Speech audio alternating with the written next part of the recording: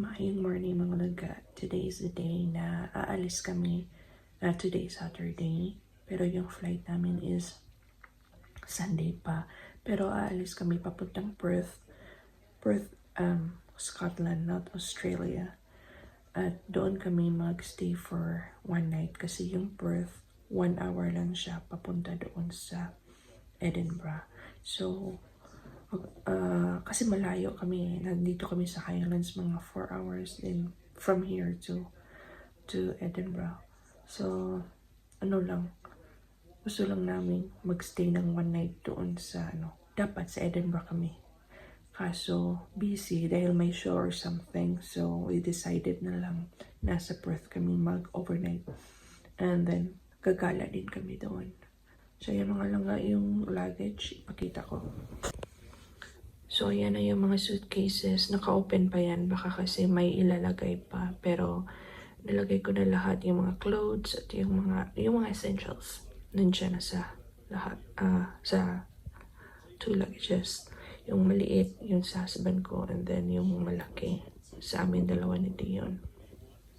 So, ayun mga langga. Mamaya ulit. Kasi, natutulog pa si Najee at si D. And, pinapatulog ko pa kasi si G naman is siya yung driver namin. So, kailangan maganda yung pahinga niya. So, later na lang mga laga. We're ready na mga laga. I'm struggling.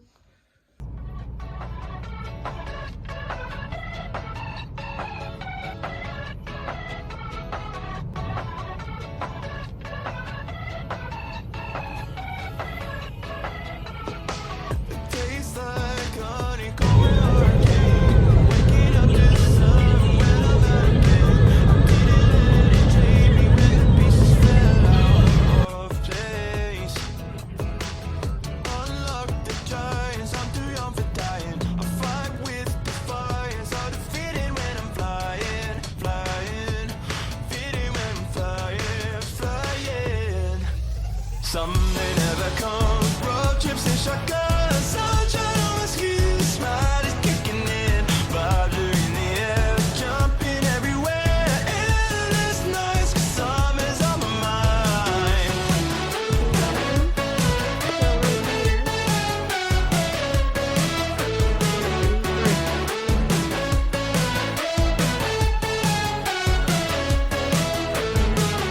I'm drenched in sunshine and good times, changing the station with an open mind. I don't wanna sound selfish, but I'm not coming back.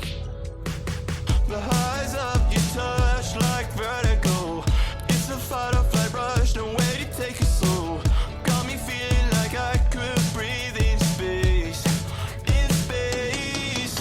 Some may never come, road trips and shotguns, sunshine on my skin, smile is kicking in, vibes are in the air, jumping everywhere, endless nights, 'cause summer's on my mind.